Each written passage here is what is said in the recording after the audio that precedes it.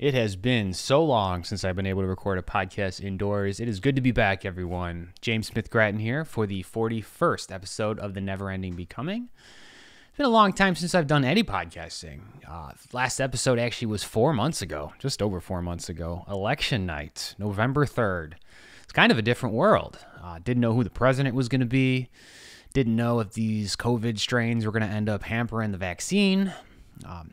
Not that all those things are perfectly hammered out at this point, but things are a little bit smoother, it now being March 12th. Happy the four of us got together, me, Joe, Matt, and Rob, on election night to sit down and talk about how things looked, because it ended up being sort of a stamp in time for how things were looking. Matt and I did try. We got together on the Winter Solstice, December 21st, to do a winter episode. Christmas lights in the background, beautiful vibe, but we got rained out. As it happens on the show sometimes, especially when you're shooting outdoors. Stop selling.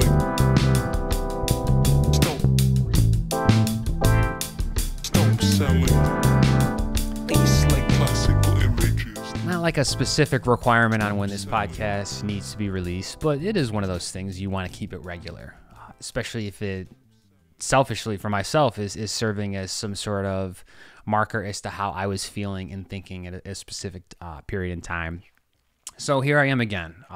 The end of what I would consider the Corona winter, beginning of the vaccination boom, I guess you could call it.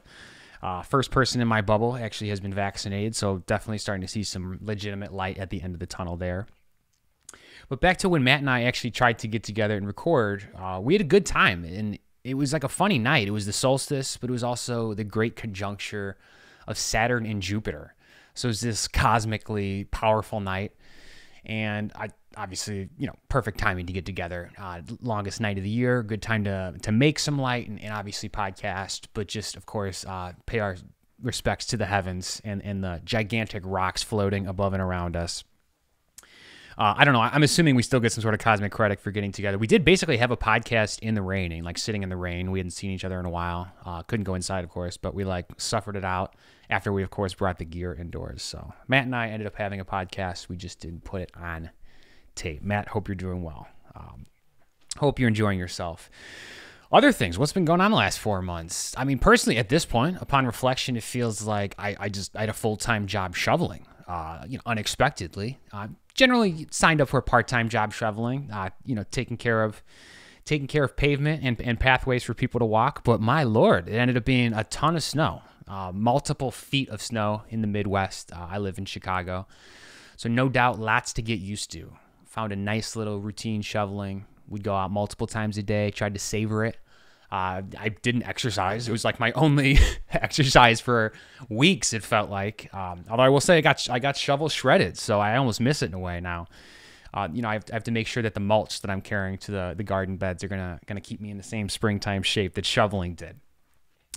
But shoveling is just, it can be like the worst thing in the world. Like, I've had years where it seems like the worst chore in the world, and this isn't one of those years. I have time for it now. It's obviously nice to be around and to have good shovels and, pet-friendly ice melt and all these different accessorized tools that do make things a lot easier, but also just having a good spirit this year about what hard work is required to get through hard things. And the winter is a constant reminder of that in the Midwest. Other projects, other things have been going on. I've been working on the studio. I'm trying to make that glaringly obvious here with where I'm shooting. You got a half a insulated background. I got a half a concrete background. I just moved into this. It's calling it a studio. It's a garage. I'm in a pink garage on the northwest side of Chicago, and I finally got around to doing the actual foamular, like good insulation foam on the door. So everyone that's been listening to me slap my skins, play the drums. I had to put that the most ridiculous way possible. Slapping the tins and skins. Everyone that's been listening to me playing the drums, hopefully they'll get a slightly reduced performance in terms of the decibel rating.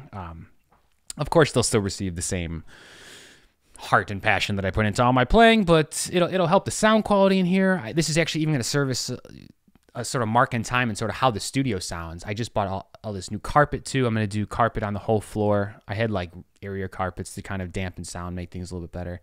But I certainly hear like a nice room sound in here. So it'd be good to get Studio 2.0 fully in commission, insulated walls, carpeted floors, anything else that us waveform junkies are going to be looking for if we're trying to keep things specifically pristine. Other elements of audio have been very exciting to me lately. I've been playing guitar all the time. We all have this time where we're trying to better ourselves outside of social interactions. Guitar obviously can be very social playing in a band setting, but before I get there, I've just been practicing, strumming chords, getting a little bit better with scales and having a melodic sense. I'm addicted to timing and rhythm. I, grew up playing the drums. I was a drummer since I was 12 years old, so that's just me now. I realize also 20th anniversary playing the drums this year. Makes sense to pick up the guitar, get a little bit more serious about that. Had a guitar since I was in like my teens, basically. I got an electric when I was 21. But it's been 10 years now, and I haven't gotten to where I want with that same electric. So I've been strumming the thing, trying to make lemonade in the pandemic. And it's been fantastic. One thing I will note specifically is I had an electric guitar for 10 years and did not own an amplifier. I did it at points in that, but then even then my amplifier didn't have a headphone jack on it. So basically it ended up being that I couldn't play electric guitar. I owned an electric guitar for 10 years and then never amplified the thing, never plugged it in, never got into the amplified tones of the electrical current. This may or may not be hitting home with you, depending on if you have a Marshall or some sort of tweed Fender sitting in your room. I don't know, but the whole point is an unamplified, like dull, not plugged in electric guitar, it's not meant to provide the same playing and education experience for the notes as if you had something that allowed the notes to sustain out through the humbuckers and the pickups and even have the same voicings that they're supposed to. Small example being I was strumming way too hard. I was playing way too hard. I'm a drummer. I'm an acoustic drummer, so I almost want it to hurt. You want to feel like you're fighting it a little bit. But I was playing like notes that weren't even in tune. I was just pressing down too hard with my fingers, too hard with my strumming. Nothing about it made sense. Once I actually started amplifying, listening to what electric guitars are supposed to sound like, I realized it's not what I was doing. It's much easier, actually. Which is funny considering it took me 10 years to realize how you don't need to try as hard as you did. In a way, all these years I'm thinking, it's like I'm playing with a weighted vest on, or in some way you're trying to make it harder on yourself. I don't have an amp now, so that when I get an amp, I'm even better. And I think there's some elements to that. But in general, you have to play on the playing field. You have to really get used to the end result game. And I'm never going to be playing an electric guitar without an amp, so it's kind of silly. I went 10 years. Anytime I did have strums on that thing, anytime I did spend some time with it, I wasn't really getting the exact and accurate type of practice that I did need. More summary stuff, just to go over a few things. You can't skip 4 months of a podcast, especially one that was somewhat regular, even during a pandemic, and then not talk about the major things that happened. Talked about the presidential turnover. Just to kind of, it's the nice thing about recording with this much time is off is you just get to totally summarize like a 3-month news cycle or what seemed like a huge seasonal pattern in just a sentence or a single sentiment. And if I could do that, I would just say that it turns out Twitter turned off Trump. Trump sort of orchestrated this TV ending of a Capitol coup. He tried to have people get encouraged to storm the Capitol. I think that's pretty obvious, and it gave various people an opportunity to just turn him off. When I would feel at my lowest with the Trump presidency, I did have the power sometimes to tell people at the end of the day, it's up to the corporations. If he starts costing the corporations that really have a hand in this country, if he starts costing them real money and real eyeballs or whatever that may be, then he won't be useful anymore and he will go away. And luckily, some version of that did happen. You got to stay on Jack Dorsey's good side, I suppose. Luckily, the man meditates. But it's amazing how you can just sort of turn off the spigot to society, so to speak. And this is especially interesting because I'm not obvious, but at the point in which this is being shared, I'm sharing all this to YouTube. So it's very much up to an entity or maybe a personality who's in charge of that entity as to whether or not that type of talk will be held and will be continually supported on the internet. Anyway, ended up being a real TV ending, and it was an ending, which especially the last time we filmed this pod, we weren't sure if it was going to end, if Trump was going to stay this figure. think it's still clear he could have some sort of media personality, but I mean, how many people do you really know that go on Parler or these alternate entities? You know, well, it's so hard to even exist in the mainstream now with how many different voices and how much information there is out there blocking things out, or at least making it hard to hear the truth. So I don't have much faith in Trump's legacy continuing on. Planning on going to Wisconsin again this year. Hopefully not going to see the Don Jr. 2024 billboards, but we'll have to see. Maybe it's just going to be Don 2024 now, and Don Jr. 2028 or something. So just got to wait and see on that. Sad thing that happened in terms of, I guess, an area I've been interested in learning about, audio production, audio engineering, is Rupert Neve passed away. He's basically an audio engineer who invented like a mixing board, very famous 1970s mixing board, I believe British, that was used by a lot of different bands.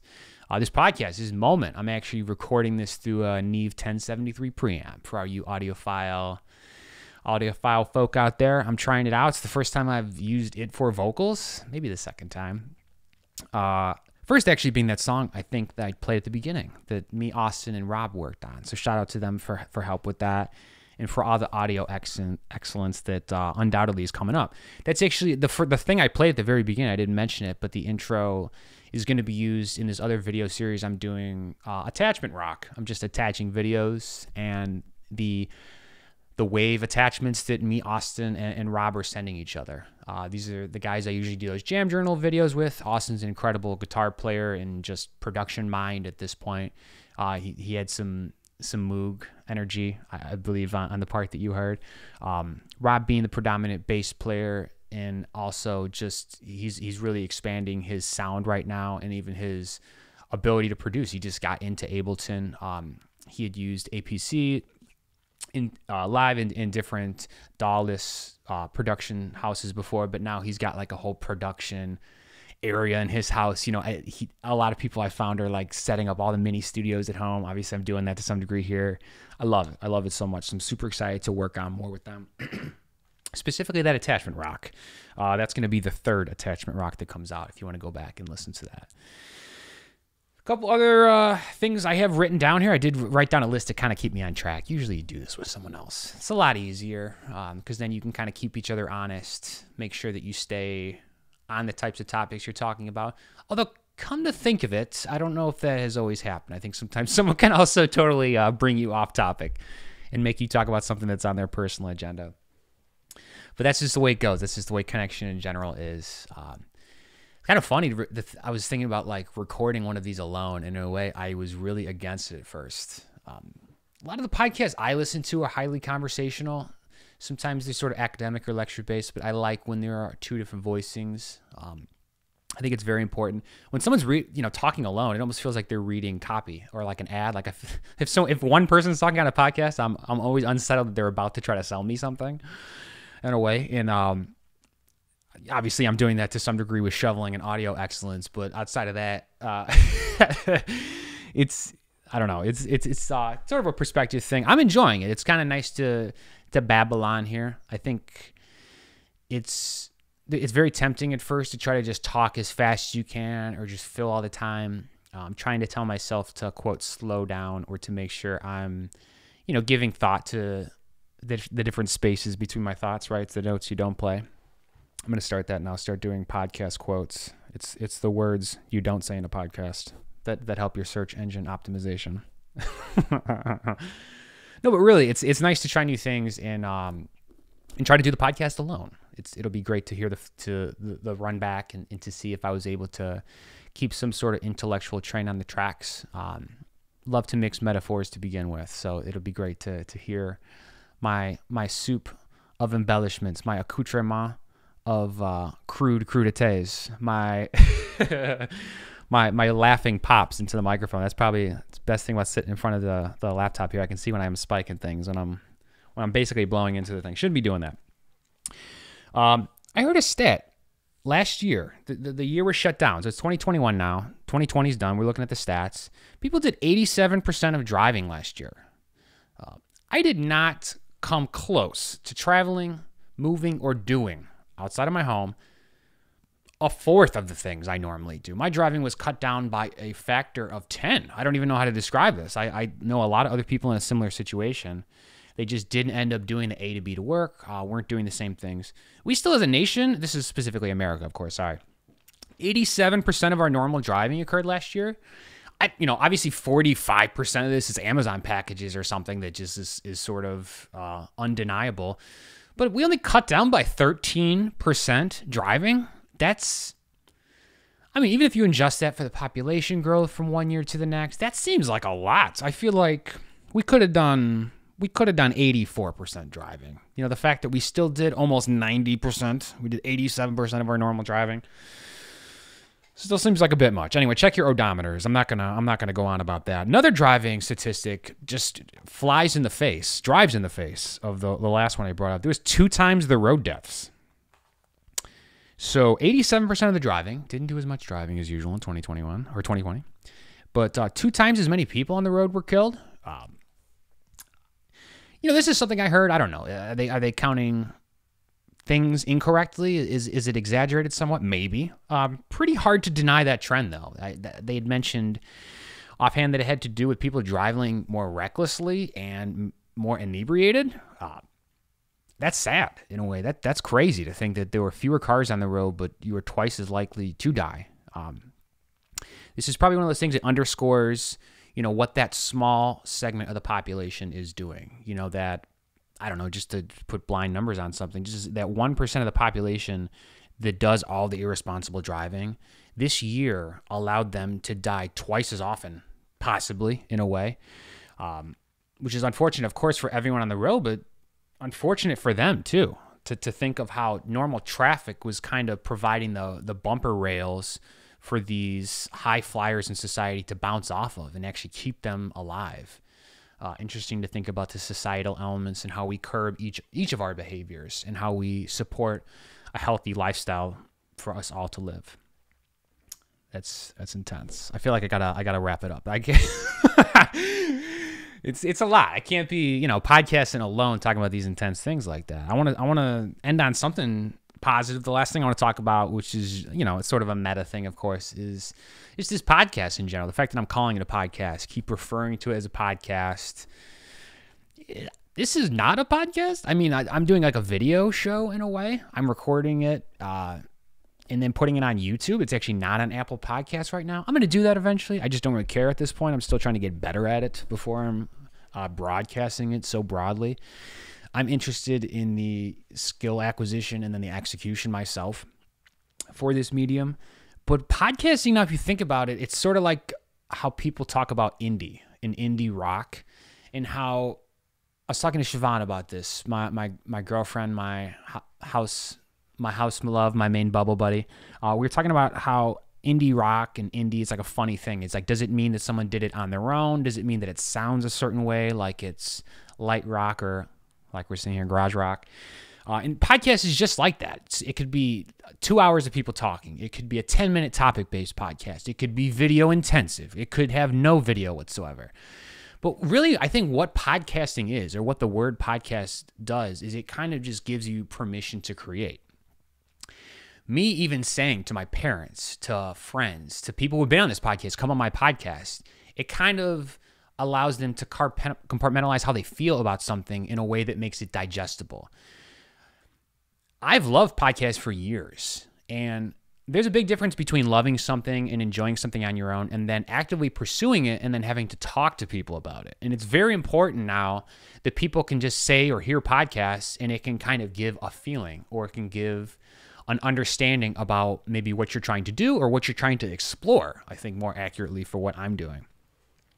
So I just want to point this out now because, like, yes, I'm doing a podcast. I'm talking about podcasts. I keep saying podcast, but what is this? Is this indie rock? Is this making you sick that I'm comparing podcasting to indie rock? But really, is this a video talk show? I mean, right now it's not even a conversation. Like, it's not a talk show. It's just a monologue. Like, no one's even here. There's a worldwide virus preventing any guests from this show. Does it take away from the conversation element that exists maybe through the fact that you can comment onto this on YouTube. You know, the fact that even if I'm giving more of a declaration-based piece, that someone actually is going to respond after the fact in the forum and then through social media. I would love to have all of you on to talk to you about what this means, how this makes you feel, what your thoughts and opinions are for this.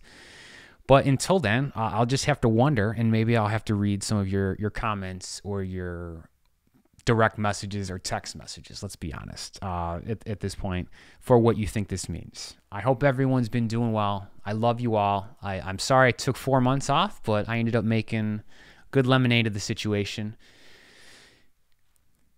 Take a good last look at the studio. Probably going to paint the wall or at least cover it with, various fabrics, sheets, visual embellishments. I'll see you all soon. Maybe I'll do another one of these next week just to kind of keep the momentum going, just to kind of keep checking in before I get to see people again, before I get my own jab. But until then, again, love you all. Take care of yourselves. Be kind to yourselves. This is also my own reminder myself, be good, do well. And yeah, see you all soon.